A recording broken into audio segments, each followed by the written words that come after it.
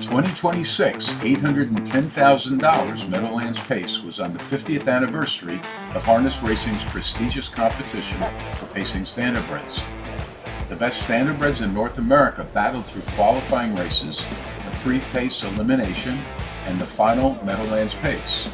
Horses and drivers fought for a final five-way photo finish.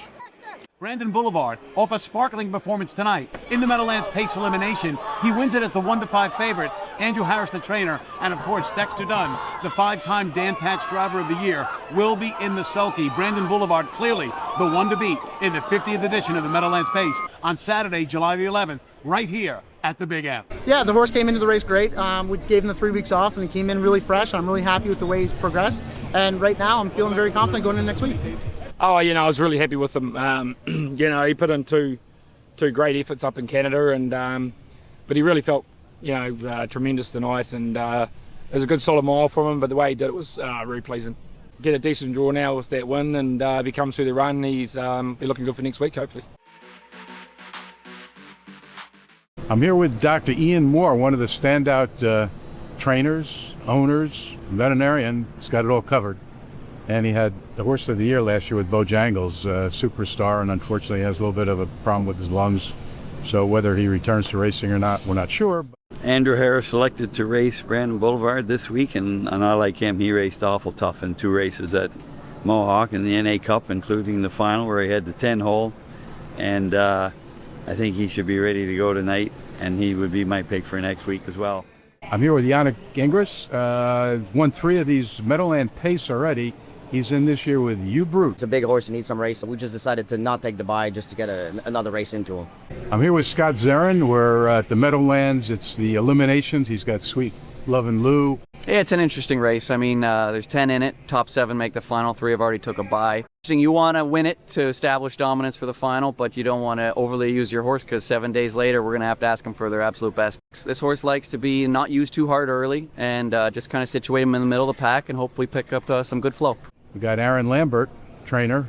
Andrew's a driver. I think he's a good shot. He was really sharp last week, so if he can come back and race like that again, I think we've got another good shot to make the final. I'm here with Andrew McCarthy. You're on Gentleman's Club. He's one of the favorites in the upcoming Meadowlands Pace. He's been racing great. We had a little bit of an unfortunate trip and luck up there in the elimination in the North American Cup. When Bojangles got to him, he got to over racing a little bit, and he might have just shut his air off a little bit, so that was unfortunate. But I've always had a really, really high opinion of this colt. He finished the year off really well last year. He won the Governor's Cup and did it the right way. He raced tough. We're here with Jason Bartlett. He's on Bookie J for the Meadowlands Pace. Yeah, Bookie J, very nice colt. Been racing here at the Meadowlands, very good his whole life. We got a good starting spot. He's got very good tactical speed. Can race either way on the front or off a helmet. And we'll see what happens, with the gate folds. A lot of these times, these bigger races, you don't really know what's going to happen until it happens. So, I got a good spot and good horse, so all we can ask for. We're here today with distinguished driver Billy O'Donnell, best known as Billy O. Bottom line is he's in 5 Racing Hall of Fames, and he's known by people as the Magic Man because he seemingly gets more race out of a horse than they're capable of doing. He won the Meadowlands Pace, which we're here for today, in 1985 with Nihilator. And he also did win the Hamiltonian with Practice in that same year and broke $10 million earnings in 1 year. Well, thanks, Doc, for having me. In my opinion, watching the race last week after watching Brandon Boulevard race up here in Canada, what a tremendous race he went in the North America Cup and just ended up getting photoed down at the end and had a tough trip. And the other night when he crossed over to the front at the 5/8 pole or the half, I said, he can go from here to Toronto, which is 40 miles away, the same speed.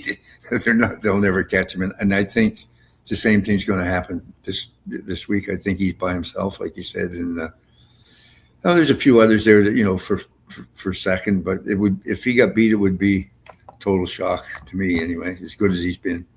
The driver is Dexter Dunn, who's one of the hottest drivers going right now, one of the top purse winners. So I did interview Dexter already at the eliminations, and he feels he's got a solid horse. And I interviewed the trainer, who believes that his horse is ready to go again. And there's a couple of horses that sat out and took the bye. And do you think any of these horses that sat out will be coming back and being strong for having sat out? They didn't go through the elimination. Would they come back fresher? Probably. You know, and a week off wouldn't hurt them. But if there's a few in Sweet Love and Lou, he was in the race last week and he won a good race. He finished second, and first time Lasix for him, and that made a big difference. And I'm not going to start judging drivers, but Scott Zarin is hot and doing very well. In fact, he got a world mark that same night with in a mare's race. Yeah. And then you got the other horse that seems to be hot right now is Gentleman's Club with driver Andy McCarthy. Yeah, and he's raced well too, and I think he's drawn inside a little closer this week too, right? So he drew bad up here, I think, in Canada. We have a number of drivers and trainers in this race, and that never won. And it would be amazing to have him win, like Dexter Dunn, who's won just about everything else, has never won the pace. Yeah. The guy who's won it the most that's in the race, as of right now, is Yannick Gingras, and I think he won it 3 times. But he may or may not be. He's sitting on one of Ron Burke's horses, and they, by the odds of the experts, they're not rated as high. But as you know, any horse could have a good race on any day, and any superstar could fall flat. So everyone knows these 2 horses of Ron Burke's is Melillo and Al Papi. Yannick Gingras potentially would be on Al Papi. Well, that's Burke horse. Burke has 4 in there, right, out of the 10. He has Lindy's Dragon Water too, which took a bye. So several of them took a bye. Yeah. Now, when they don't take the bye and they race, if only the winner gets the selection and no one else gets the selection for spot. Yeah, just the winner. He gets to draw 1 through 6, and then the rest of them, they're just open draw after that. Yeah. You've said previously that there are certain spots you'd like to be in when you're in the starting gate there, so to speak. Yeah. But you have to deal with the cards that are dealt you, and then you have to adjust, and that's what the good drivers know how to do. Yeah, exactly. Especially with this Brandon Boulevard, he's got the 2 posts. He won't be left alone on the lead, put it that way. There'll be lots of guys coming out of there. The ones that think they got a chance would like to sit behind him and be the last one to the front before him, and hopefully follow him and take a chance. Maybe they could beat him in the stretch, right?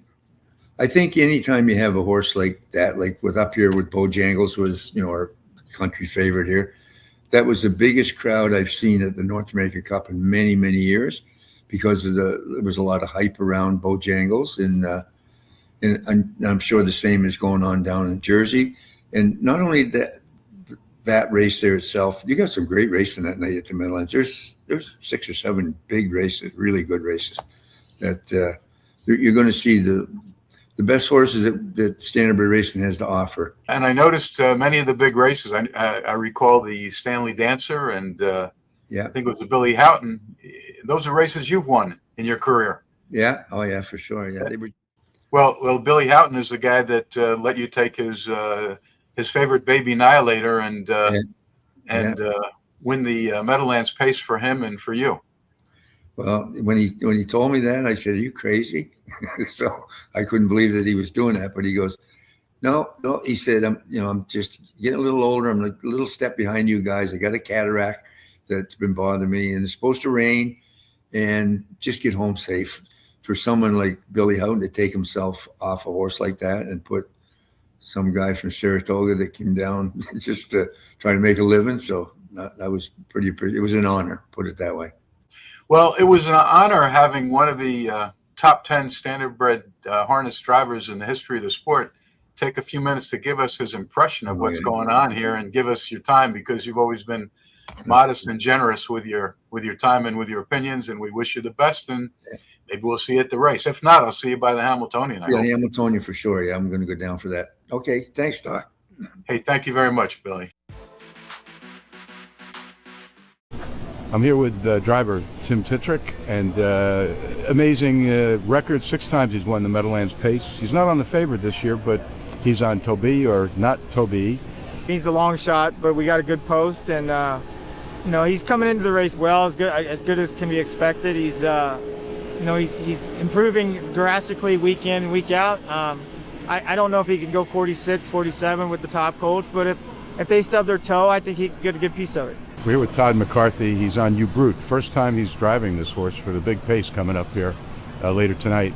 We drive new horses all the time, so I'll talk to Ronnie a little bit about him, talk to Yannick about him, and get some pointers from some of the guys that know the horse better than anybody. And I wish we drew a little better. We're in a little bit of a tough spot on the outside, but you never know. There's always action in these races, and yeah, hopefully we can figure out a trip.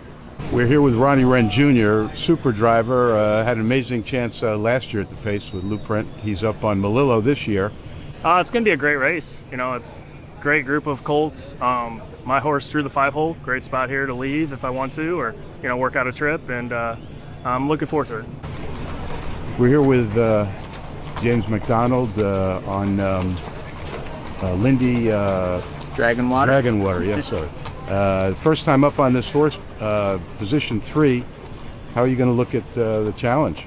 Well, I'm hoping after the race everyone remembers his name.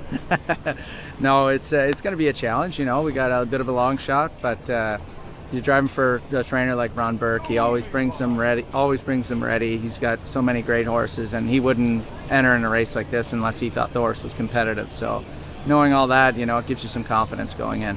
I'm here with super trainer Ron Burke. You have 40% of the horses in this year's Pace. There's not a lot from the first to the last in this race. Of the 10, I think it should become a very interesting race due to the fact that there's 10 people that all feel like they have a chance to win. So, you know, like, I think you're going to see a lot of people be very aggressive, which should make the race unpredictable and exciting. We're here with John Campbell, who needs no introduction in the standardbred racing world. He's in like 5 Hall of Fames, and the records are just incredible. I bet 7 wins in the Meadowlands Pace and 6 in the Hamiltonian. This Brandon Boulevard just blew the doors off everyone in the eliminations last weekend. He's the favorite, and we've got a bunch of others, and some critics say there's no one else even compared to him. There's no question Brandon Boulevard is the horse to beat. He's raced good every start this year as a 3-year-old. Even when he didn't win, he's raced very, very strong. He's going to have to be raced aggressively because he is one of the favorites.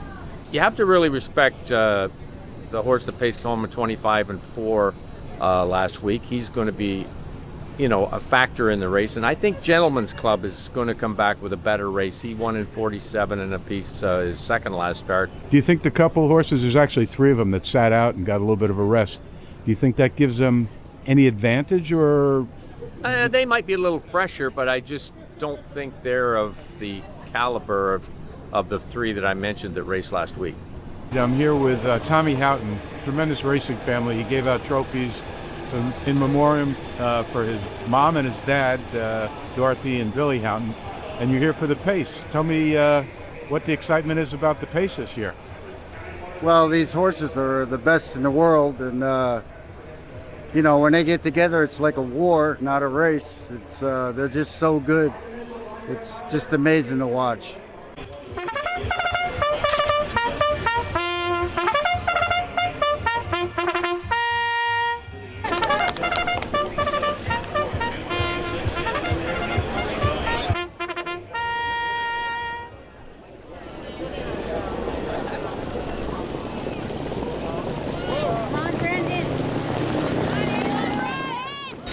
They're off, and Bookie J is first away in between horses with Lindy Dragonwater right there on the inside with Gentleman's Club. Toby or not Toby, they're 5-6 wide around the first turn. Toby or not Toby. Gentleman's Club challenges on the outside. A 3-wide sweep from Sweet Love and Lou is going for the lead. And the big favorite Brandon Boulevard in a tight spot there, 4th, and going up and after command. Melillo is racing 5th past the opening quarter. And here comes the favorite, Brandon Boulevard, and Dexter Dunn will take over. Sweet Love and Lou back in the 2nd spot now. Gentleman's Club on the inside, 3rd. And parked out is Melillo, 4th on the outside and gaining. And it's Brandon Boulevard and Melillo, stride for stride, slugging it out. Sweet Love and Lou in the pocket spot. Al Pappy on the inside, 3rd. Looking for racing room. Gentleman's Club on the inside with no racing room. 1:21 and 4 into the stretch of the Meadowlands Pace, and they're trying to swarm in on Brandon Boulevard, and off cover, here comes Al Pappy and Yannick Gingras. In between them is Malillo fighting hard. Brandon Boulevard almost there. Brandon Boulevard in a tight photo. Gentlemen's Club was right there with Malillo and Al Pappy, a 4-horse photo and a thriller. 148-1. Yeah, it is amazing. You know, I've come close before, bet his wish, and you know, it was a tight finish at the end, but the horse raced great. We get nervous at the end? I mean, I was looking for that wire, but you know, the horse really dug his head in, so they put up a good mile, and just thrilled to win it. It's everything I dreamed of. I'm so happy to be a part of it and to be able to get the job done. It's always nerve-wracking when you're 2 to 5, but when you live up to the hype and you perform, it's amazing. You need the driver and horse are the biggest keys right now. That was really a powerhouse performance by Brandon Boulevard. Andrew Harris said, "I want to win this race," and boy, oh boy, did he ever.